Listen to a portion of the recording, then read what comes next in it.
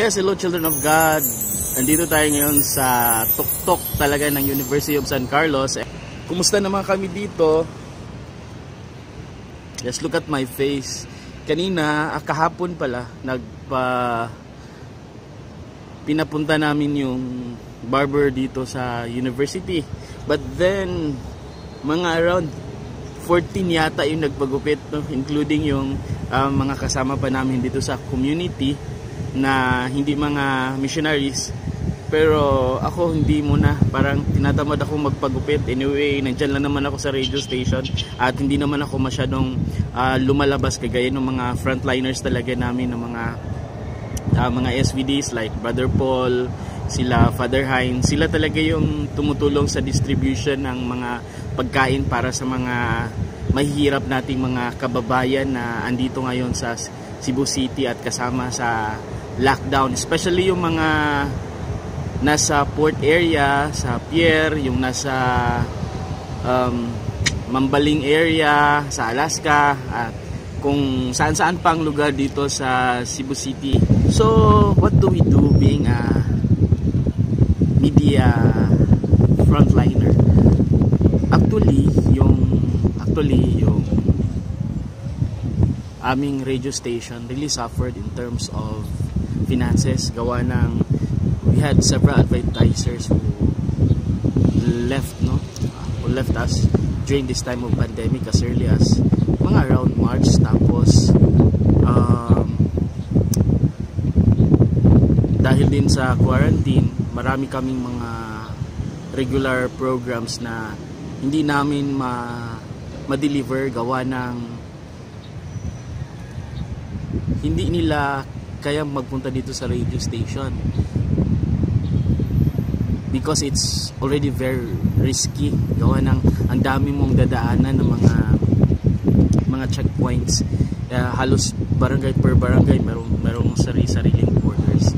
So marami ring nawala sa amin na program. So we had to cut down our programming from 4 in the morning to 11 in the evening. Ang programming namin ay naging from 5 in the morning until 10 in the evening. So yun ang nangyari sa amin. At we also have to send some of our employees home dahil sa risk. Araw-araw lang talaga na nakikita namin yun dyan sa radio ay yung mga technicians namin. With regards yung mga reporters namin at yung mga regular anchors, nandyan pa rin naman sila, but sometimes hindi rin sila nakakapunta. So talagang work at home ang iba. Then meron din kami mga senior citizens na mga broadcasters, so they broadcast from home. Ano pa?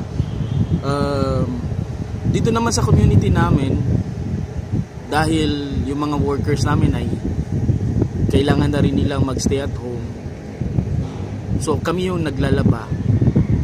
Kami yung naglalaba na ng mga damit namin. So papakita ko sa inyo, ito yung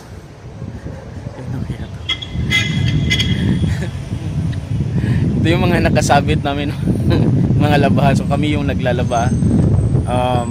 Exempted syempre yung mga namin, mga SVDs na medyo matatanda na. So we wash their clothes, tapos kami na rin yung nagpo-plancha. And yung ibang mga trabaho talaga like magluluto, yung paghuhugas ng pinggan, kami na rin yung gumagawa. So meron lang kaming dalawang stay-in ngayon na tumutulong sa amin sa kitchen, but hindi rin talaga sila full talaga because there are certain times of the day, of the week na pinapauwi namin sila para naman makasama rin nila yung families nila. Yung mga janitors ng university, wala sila ngayon dito. So talagang messy ang buong university. Walang katao-tao. Tas in terms of my family naman, my sister now is in Australia. Supposed to be darating siya pabalik ng Pilipinas April 16. Pero gawa ng na-extend yung sa Manila, nag-cancel ang Cebu Pacific, and because of the cancellation, kailangan din niyang magstay sa Australia. So, hanggang ngayon, nasa Australia pa rin siya. There are also some sectors dito sa University of San Carlos who are helping the sectors na medyo mas stabilize yung kanilang mental health. Gawa ng there are some people na nagbe-breakdown. So, there are also, here in Cebu, there are also reports of people breaking down because of the COVID-19 pandemic. And dito sa University of San Carlos, there is a sector na tumutulong sa kanila para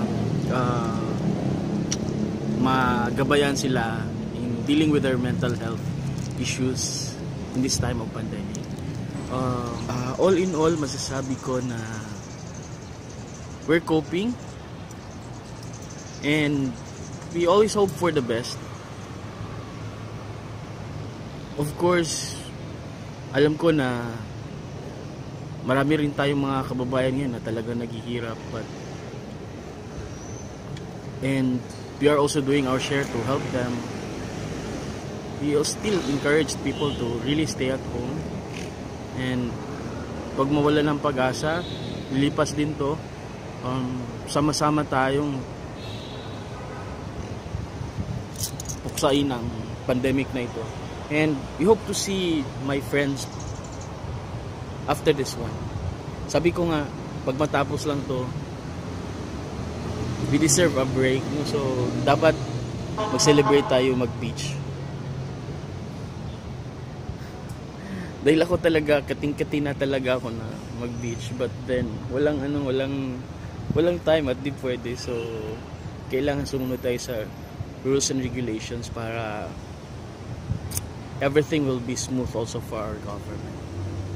So, I hope everything is okay with you guys na mga nanonood ngayon, sa mga kapatid natin na nanonood sa saan mang parte ng mundo.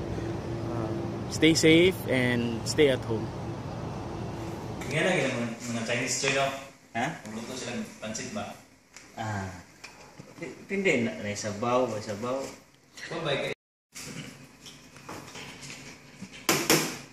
What? Ay, kalumi. Ay, kalumi. Kuya, tagilid na oh. Kalumi. Wala pa to, ipatugtog ni Kuya Phil, no? Wala pa. Sa? Radyo mo yung siguro. Ayaw, ulaw ta. Patugtog na ni mukhang wangwang. Ha? Si wangwang. Papakadong si mga anak niya ta? Wala pa. Ako yun nun, siguro. Nga naman. Na may programa si wangwang. Panggabi. Kana mga broken nga na. Ako yun, radyo. Ang butag mo program ba siya kada gabi? Di na. Ay. Okay. Saan mo to? Andito tayo ngayon sa recording studio ng DYRF. Ang gagawin ko ngayon dito is magre-record ako ng aking reflections from Wednesday to Tuesday next week. So, marathon recording ito na kadalasan ko namang ginagawa pagka nauubos na yung reflections ko na hinanda. Kailangan kong i-record siya kailangan ko siyang i-record in a marathon manner so that may pambala kami lagi, no? So, ayoko naman na gumising ng maaga everyday. So that magawa ko, we have to marathon record it. I have to marathon record it so that I could also do the other things I am expected to be doing on a day-to-day basis.